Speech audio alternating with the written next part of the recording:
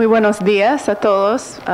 Mi nombre es Good Melinda morning, everyone. St. My name Louis. is Melinda Voy St. Louis. a I am hacer mi going to make my presentación en presentation español, in aunque no es mi lengua materna, even if it así isn't que my me native disculpan los tongue, errores because y eso. so I apologize Bueno, if I make any mi mistakes. organización, como ha My explicado, es una organization, as was organización de explained, was an consumidores en organization Estados for Unidos. a consumer organization in the United Tenemos States. We have 400,000 miembros en Estados 400,000 Unidos. members No in somos, the United States. We are no somos un sindicato, pero soy una not a miembro union, but I am orgullosa a proud del member SEIU, of del SEIU, un miembro de SP and a member of en Estados Unidos como SCP trabajador in the United en mi States as a organización. worker in my Y organization. nosotros, And la verdad, yo voy a hablar sobre los I'm going tratados to de talk libre about comercio. the free trade Yo agreements. trabajo por una división en mi I work organización in que a se division enfoca in en my eso, organization pero that is focused en on this, general and nosotros in no nos preocupa tanto we por are los not temas so comerciales concerned como about aranceles commercial y issues cuotas como such as se habla, taxes and porque fees, nosotros incidimos para lograr because we have an estándares y incidence in regulaciones nacionales en temas de reach salud, de protecciones de national trabajadores, de standards medio in ambiente, health, de regulación environmental standards, financiera. financial Y regulations, and pero cuando nos dimos cuenta de when que we esos realized tratados that these inhiben, ¿verdad? treaties Limitan el inhibit espacio or limit político the para political poder space tener ese in order tipo to be able to have these de types of regulaciones, entonces regulations, coordinamos then con varias we redes globales, coordinate con with several sindicatos y different global ambientales, networks with consumidores, unions, etcétera, trade para unions and luchar por consumers, and et cetera, un marco in order to comercial fight global for a más justo para la mayoría. commercial global framework Entonces, that's fair voy a for the comenzar majority. So I'm going to begin with con el desastre político a en que nos political enfrentamos disaster ahora that en we're Estados facing Unidos right y en now in the otros United lugares del States mundo and también. in other places of the Lo que world hemos as visto well. es el auge de What we've seen populismo here is de derecha, ¿verdad? En varios right-wing países, populism incluyendo el mío. Y peaking creo que in debería many ser countries, un and llamado de including my country. And I atención think para this los should be a élites call de los of partidos attention supuestamente to the elites progresistas of progressive que durante más de parties, which las últimas 3 during décadas the last han 3 puesto decades han apoyado las fuerzas de las grandes multinacionales para en el marco del libre comercio. Y eso y para la consolidación de un sistema de gobernanza global por y para las corporaciones. Y ahora estamos escuchando que el sistema comercial está en crisis, ¿verdad? Y estamos en una encrucijada. Tenemos la oportunidad de presentar alternativas políticas reales que ponen los intereses de los trabajadores y consumidores en el centro de la globalización. Pero, desgraciadamente, hay muchas fuerzas que respaldan el status quo y están erróneamente insistiendo en seguir, en promover ese modelo fallido. Y me temo que solo conducirá a más Trumps, a más Brexit, a más derechistas por la rebelión que se está sintiendo. Entonces, en esta presentación voy a hablar primero de unos antecedentes y los resultados del esquema actual. Voy a enfocarme en el ejemplar de las reglas que consolidan el poder corporativo, que son los arbitrajes de inversión o el llamado ISDS que habló a Gabriel un poco anoche. Y después hablar un poco del panorama actual y las oportunidades y amenazas que tenemos. Y cuando hablo de libre comercio, siempre lo digo entre comillas. Y lo digo así porque desde los principios de los años 90, la OMC, la Organización Mundial de Comercio, y también los tratados de libre comercio que han venido después, han utilizado el marco del libre comercio, porque suena bien, porque nos gusta la libertad y nos gusta el comercio, ¿verdad? Pero no fue lo que contenían los 900 páginas de los textos no arancelarios de la OMC y lo que hemos visto en los TLCs. Eso ha sido un sistema de gobernanza global escrito por y para las grandes corporaciones transnacionales. Y no son solamente mis palabras. El primer director general de la OMC dijo, estamos escribiendo una constitución para la economía global. Eso era lo que es la OMC. Entonces, Entonces, esa expansión de lo que se llama el libre comercio comienza con el OMC, pero también lo hemos visto en los TLCs y los tratados bilaterales de inversión que hemos visto en la región de Latinoamérica y en todo el mundo. Y incluía reglas mucho más que los aranceles, como digo, reglas de servicios, y eso es muy importante para la desregulación, la privatización de los servicios públicos, normas que limitan la seguridad alimentaria, normas que limitan los estándares de seguridad ambiental de consumidores, reglas de inversión que prohíben el uso de herramientas de desarrollo para regular y garantizar los beneficios de la inversión al nivel nacional y que no dañen la economía local, y reglas de propiedad intelectual que dan más monopolios a las grandes compañías farmacéuticas, reglas de compras gubernamentales que prohíben priorizar la inversión en la economía local y muchas más cosas, reglas que permitían a los países desarrollados en subsidiar su agricultura, pero a la vez prohibir que los países en desarrollo tengan los mismos apoyos y que tienen que eliminar sus cuotas y aranceles para proteger su industria local. Entonces, y lo digo que era gobernanza global porque es vinculante, es diferente que las otras organizaciones internacionales como la OIT o de derechos humanos. El artículo que establece la OMC decía: cada miembro se asegurará de la conformidad de sus leyes, reglamentos y procedimientos administrativos con las obligaciones que le impongan los acuerdos anexos, todos esos acuerdos con las reglas que comenté. Y son vinculantes porque son tribunales privados que deciden si un país ha violentado esas normas y pueden poner sanciones comerciales indefinidas, y eso es un mecanismo muy poderoso para obligar a los países de cumplir. Y digo para las corporaciones, no solamente por decirlo, pero es muy específico. En Estados Unidos, por ejemplo, estos tratados son negociados tras puertas cerradas al público y con la influencia explícitamente de las grandes corporaciones. El Washington Post hizo un reportaje sobre eso.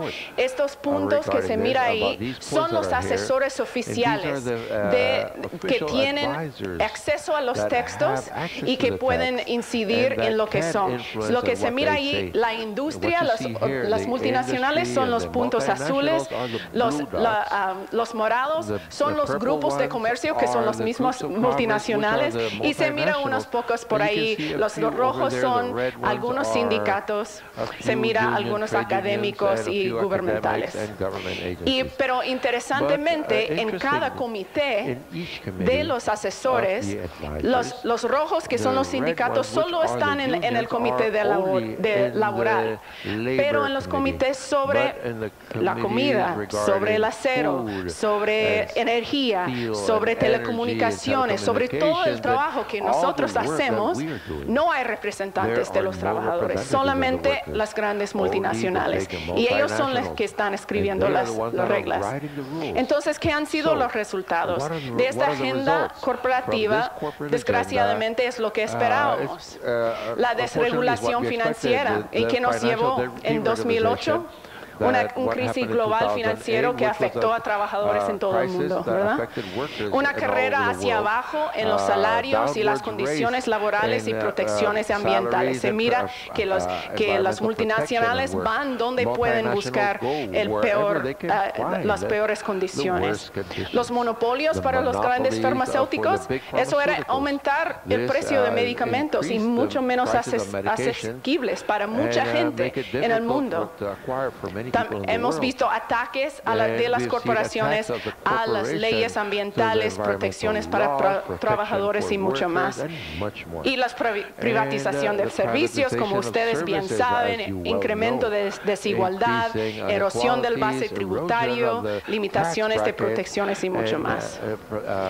Pero no solo quiero tener el panorama muy negativo o pesimista. Ha habido bastante éxito de los movimientos de la OMC desde el 99, del llamado Batalla en Seattle, cuando los sindicatos y los ambientalistas y los países en desarrollo lucharon, no han podido expandir la agenda de la OMC, porque es la agenda de las grandes corporaciones, ¿verdad? Y no han, aunque es un problema, no han podido expandirlo como han querido hacer. Pero la respuesta ha sido una versión más extrema de esta agenda en los tratados bilaterales, como han visto en esta región, especialmente los de Estados Unidos y la Unión Europea, y también estamos viendo China también, ¿verdad?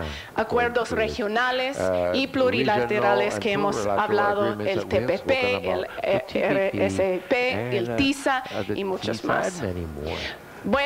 Voy a enfocar rápidamente en el ejemplar que pienso que es algo muy especial, muy importante de enfocarnos, que es las reglas de inversión que otorgan nuevos derechos expansivos a las corporaciones, y eso es para proteger sus inversiones, ¿verdad? Pero solo las empresas extranjeras tienen un mecanismo fuera de los cortes nacionales que pueden demandar a los gobiernos ante un tribunal de 3 abogados corporativos. Esos abogados pueden ordenar a los contribuyentes de los países que paguen sumas ilimitadas de dinero, incluso para la pérdida de sus beneficios futuros esperados, o que esperaban ganar, quieren que los contribuyentes les indemnice. Y ese mecanismo de resolución de controversias se llama ISDS por su sigla en inglés, ha sido utilizado para atacar leyes que protegen comunidades y el medio ambiente. Y eso no es hipotético, las amenazas son reales, ustedes probablemente bien lo saben. Solo bajo los tratados de Estados Unidos que tiene, ha habido casi $3,000 millones que se ha pagado los contribuyentes a las grandes multinacionales, y sobre prohibiciones de materias tóxicas, políticas de uso de energía, mucho más, ¿verdad? Y solo bajo esos pactos, y tenemos más de $50,000 millones en casos pendientes, solo bajo esos acuerdos. Y se ha habido una explosión de casos, como se mira en esta gráfica. Entonces, ¿qué significa eso en términos concretos para las protecciones de los trabajadores, ambiente, etcétera? Los países a veces tienen que pagar indemnizaciones millonarias a corporaciones, y si gastan millones en defensa legal y en los árbitros.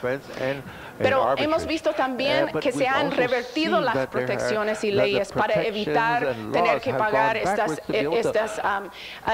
indemnizaciones. Y también simplemente la amenaza de tales casos han disuadido nuevas leyes y protecciones que se han querido hacer. Unos ejemplos, no lo voy a decir en detalle, pero para que se ponga concreto, en Canadá, la empresa Ethel lanzó un caso contra Canadá cuando el gobierno prohibió un aditivo tóxico para la gasolina. Y eso fue prohibido en Estados Unidos, pero el hecho de Canadá lo prohibió, hizo este caso, y la empresa obtuvo $13 millones en compensación, y Canadá tuvo que publicar avisos diciendo que era inocuo la sustancia. Otro caso que falló a favor de una empresa minera, que también el tribunal decidió que una evaluación ambiental de un proyecto había quebrantado las normas de protección bajo el Tratado de Libre Comercio. Y uno de los tribunalistas mismos dijo que eso era un notable paso hacia atrás en la protección del medio ambiente. En México, el famoso caso de Metalclar recibió 16.2 millones de los contribuyentes mexicanos porque la municipalidad exigió la limpieza de un sitio tóxico antes de otorgar un nuevo permiso para una construcción de desechos tóxicos. Y el Chevron famoso también ha utilizado un tribunal para invalidar los dictámenes de tribunales en Estados Unidos y en Ecuador tras 18 años de litigio para la contaminación en la Amazonía. Muchos otros casos de salario mínimo, uno en Egipto, la regulación financiera, servicios públicos como agua, transporte, muchos casos que se han visto. Entonces digo eso porque creo que es un ejemplar muy importante. Pero ahora pasando al panorama actual, como estas reglas globales han concentrado la riqueza y el poder en manos de grandes corporaciones, no sorprende que haya habido una rebelión contra este status quo, y lo hemos visto en Estados Unidos y en otros lugares. Y desgraciadamente hemos visto un lado muy feo de una rebelión así. Hablaré de mi país porque lo conozco mejor, pero también desafortunadamente lo que sucede en mi país tiene un tremendo impacto en todo el mundo, ya sabemos, y en esta región en particular. Digo que una de las razones que hoy tenemos a Trump en Estados Unidos es porque él supo aprovechar del dolor que se están sintiendo mucha gente por culpa de esos tratados. El presidente Obama se negó a aprender de las lecciones del Telecán, la carrera hacia abajo de los salarios, la tercerización laboral, y negoció un acuerdo, el TPP, que expandió drásticamente los peligros de los acuerdos comerciales corporativos, amplió el ISDS, reglas desreguladoras y mucho más. Y casi todos los demócratas de su mismo partido en el Congreso y un gran bloque de republicanos se opusieron al TPP. Nunca tuvo el apoyo en la mayoría del Congreso y nunca se sometió a votación. Pero la decisión del presidente Obama de abandonar su base en apoyo y presionar sobre el TPP durante las elecciones, eso jugó en manos de Trump, porque él llegó a los estados en el medio oeste de Estados Unidos que habían sido devastados por la deslocalización laboral, y él dijo que yo estoy en contra del TPP, yo estoy en contra del Telecán. Pero asquerosamente lo dijo emparejándolo con una retórica xenófoba y con un muro feo, asqueroso, racista en contra de México. Pero también es relevador, y pongo la foto de Bernie Sanders ahí, porque él también tuvo éxito en esos estados. Y él expresó muy fuertemente una crítica de esos tratados, pero señalando con el dedo los verdaderos culpables, ¿verdad? Que eran las grandes corporaciones, no los mexicanos, ¿verdad? Pero el Partido Demócrata no fue en esa línea, y entonces tenemos a Trump, y es una...